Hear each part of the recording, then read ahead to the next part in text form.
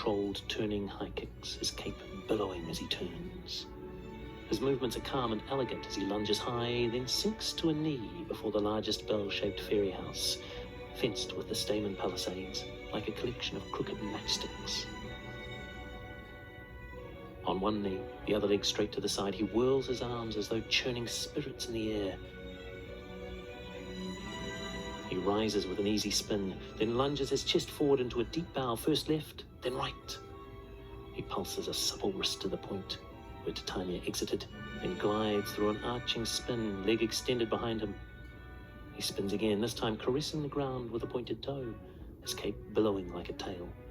His gaze still to the left, he flicks a dismissive kick that way, that circles one knee high, then the other. He bounds through languid spins and 2-foot springs.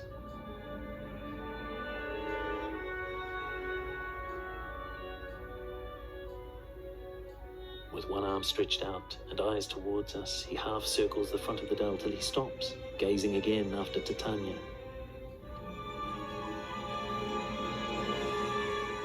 From the rear right, he twirls through 7 rotations, his arms and cloak unfurling around him. He repeats the rotations, reaching after Titania and jerking away from her. He faces away from us, drawing heavy breaths as he gazes up. His head follows the arc of the night sky across and down to the right. A ripple undulates up one arm and down the other, leading his eyes to his own raised hands. He moves across the dell, revolving through multiple spirals and high leg kicks, led by or completed with an acknowledgement of his hands. He flashes a palm left, lines of stamens light up, now right, other orbs of light ignite. He casts one hand high overhead and the staircase railings illuminate. He turns to us, fascinated by the power in his hands. He dips and drifts his fingers on the floor. In a shallow lunge, he swizzles his hands back and forth, eyes on them, a smile playing on his lips.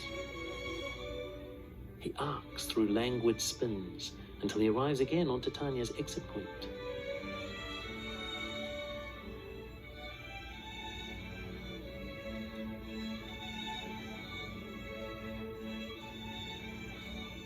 His chin rises, his lips purse as he frowns in that direction.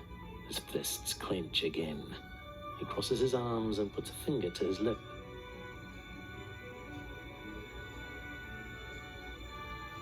His face bursts into a smile, and he taps a pointed finger to his temple. Aha! He flourishes his left arm high, and blue light rises on a fairy house up above the dell to the right. The sleeping figure stirs within. He rolls and sits up yawning. It's Puck, shirtless with dark tights, a belt of leaves with tiny wings and a glittering feathery headpiece. Oberon commands him down with a severe point. Puck gives a panicky hand flap, then slides down a pole, beaming. He bounds across the dell with a goofy grin. With a blur of sprinting legs, he springs into Oberon's arms. Oberon tosses him down, raises a hand and forcefully lowers it. Puck follows the gesture, sinks to a knee and bows his head at Oberon's feet. Puck gives Oberon a "what's up" shrug. Oberon swirls into the shadows. He returns, dangling the discarded toy donkey by an ear. He drops it into Puck's outstretched hands. Puck's delighted with it. He prances across the dell, brandishing the donkey. He mounts the small donkey and gallops it to his master. Oberon snatches at it. Puck whips it from his reach once, twice, but Oberon gets it the third time and hurls it off into the forest. Oberon points after Titania, retelling through mimed gestures what happened with the child. Puck giggles at the telling, but sobers as Oberon advances on him. Oberon offers Puck his outstretched arm. Puck places both hands along it, and in tandem they ebb and flow across the glade, with matching scissor kicks, twirls, and genteel footwork. Puck spins to the ground, then skids round behind Oberon onto his stomach, admiring his master's arching twirls. Oberon stills. Puck gazes as his master mimes holding a flower stem in one hand while plucking its petals with the other. He throws his palms wide, questioning Puck. Puck's face lights up. He tiptoes delicate spins to a single white flower on a lone stick and plucks the flower. He shivers his hand down its length. Puck scoots the flower to Oberon, who snatches it. He circles it twice with a hand, then shimmers his fingers down its length. He gives a wicked glance at Puck and offers him the flower with another finger shimmer. Puck lunges for the flower. Oberon swipes it from his reach and Puck falls on his face. Puck huffs to sit. Oberon pops the flower into Puck's unsuspecting hands. Puck ogles the flower with manic joy and gives it a peck, then a quick lick, then looks to Oberon, who mimes his plan. Oberon points at Titania's bower, mimics her sleeping, points to Puck and mimes the flower and shimmering fingers, which he drifts to his own eyes, then stretches wide as if waking to see the world anew. Puck joins the plan. He flexes his muscles. Oberon looks to Puck's strong man and claps his hands to his heart, then swoons into Puck's arms. He plucks the flower from Puck, dismisses him, flourishes a hand, and then stalks out backwards after his servant to the right, his eyes fixed on the empty glade. From the left, Titania steps carefully to the centre. Alert and poised, she surveys the glade, her arms gently undulating in each direction she looks.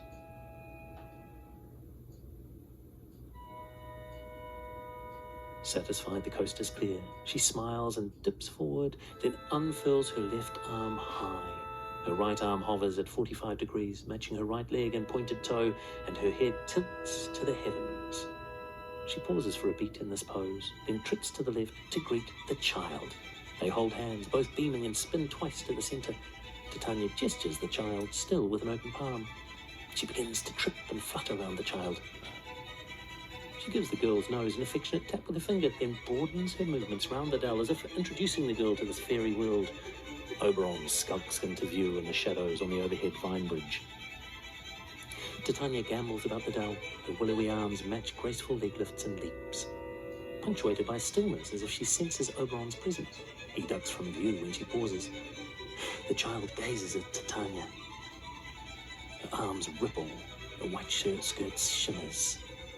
Titania checks again for Oberon, then leads the girl out to the right with a final hand flourish.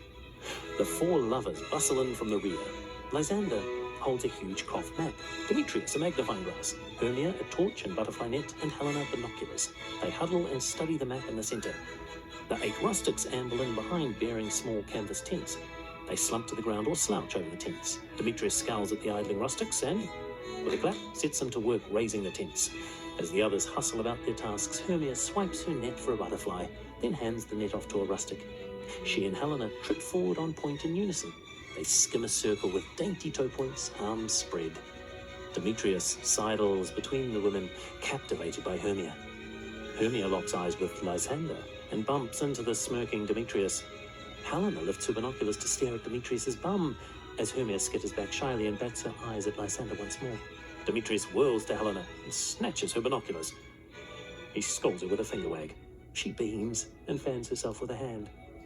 They each discard items in their now erected tents. The rustics idle and explore in the shadows. Hermia browses the dell. Demetrius watches her.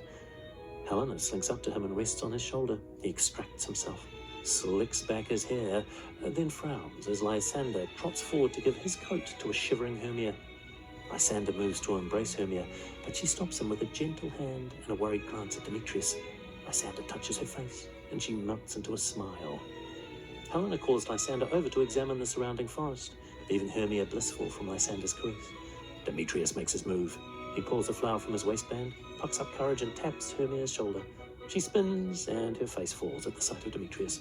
With puppy-dog eyes, he slowly presents the flower. Lysander, unaware, darts between them and leads Hermia away, talking. Helena swoops on the flower and sniffs it deeply. Befuddled, Demetrius turns after Hermia. Helena gives him a saucy slap on the rear and grabs his hand. In pairs, the lovers arc low leg sweeps and process to form a line on an angle opposite the rustics, who stand to attention. The lovers bob on their toes as a salute travels along the line of rustics. The rustics burst into line dance style steps. Their thumbs are hooked through imaginary braces, and their high elbows pivot from side to side as they strut and toe tap in lines. The lovers drift right and pose for photos.